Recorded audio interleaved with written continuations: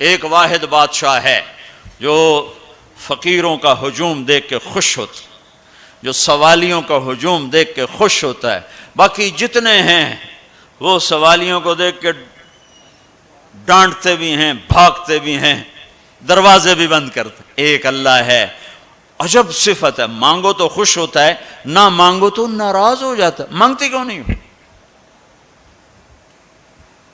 سب سے آخری جنتی کو اللہ تعالیٰ بڑے مزے سے نکالے گا جنت،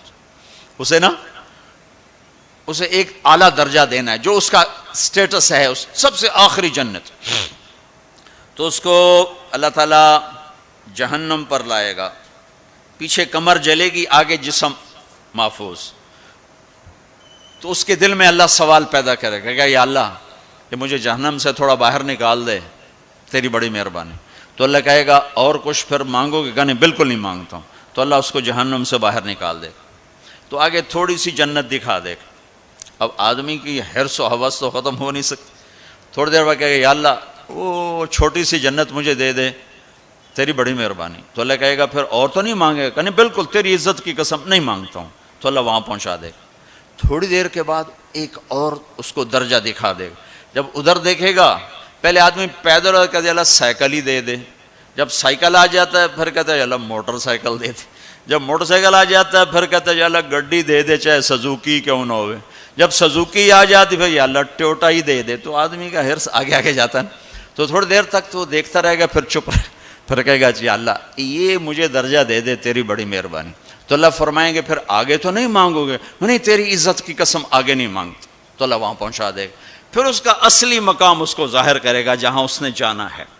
وہ آخری جنتی، میرے نبی نے فرمایا میں آنکھوں سے دیکھ رہا ہوں، جہنم سے نکل رہا ہے اور جنت میں جا رہا ہے، اس کا نام ہوگا جوہینہ، میرے نبی نے بتایا، اس کا قبیلہ ہوگا جوہینہ، عرب قبیلہ ہے، عرب۔ اور جب وہ آخری جنتی، اس کو اس دنیا سے 10 گنا بڑی جنت اللہ عطا فرمائے گا، اس زمین سے 10 گنا بڑی۔ تو اللہ یوں دکھائے گا، تو اب وہ اس کو دیکھے گا، تو اب جو نظر آ رہا ہے وہ حقیر ہو جائے گا۔ تو پھر اس کو سوچ آئے گی جو ہن منگے آتا کہ دیں ریورس گیئر نہ لگ جائے، دوبارہ پیچھے دوزخ کی واپسی نہ ہو جائے، تو لہذا چپ، اندر میں ابال اٹھ رہے ہیں کہ مانگوں، اور ڈر لگ رہا ہے کہ اتنی دفعہ قسمیں کھائیں توڑ دیں، قسمیں کھائیں توڑ دیں، تو کہیں اللہ تعالیٰ کہ چل بہنوں واپس کر دو، تو لہذا چپ کر کے بیٹھو۔ اللہ تو اندر کا بھید جانتا ہے، ہائے ہائے۔ تھوڑی دیر کے بعد اللہ کہے گا مانگتے کیوں نہیں ہو، مانگتے کیوں نہیں ہو؟ کہے گا یا اللہ سألتک حتی استحییت وحلفت فیک حتی استحییت، یا اللہ میں نے اتنا مانگا کہ اب مانگتے شرم آتی ہے، اور اتنی دفعہ قسمیں توڑی ہیں کہ اب قسم توڑتے ہوئے شرم آتی ہے۔ تو اللہ تعالیٰ فرمائیں گے واہ واہ، تو نے مجھے لگتا ہے سمجھائی نہیں، اچھا اگر میں تمہیں دنیا سے 10 گنا بڑی جنت دے دوں تو راضی ہے؟ تو کہے گا یا اللہ رب ہو کے مذاق تو نہ کر میرے ساتھ۔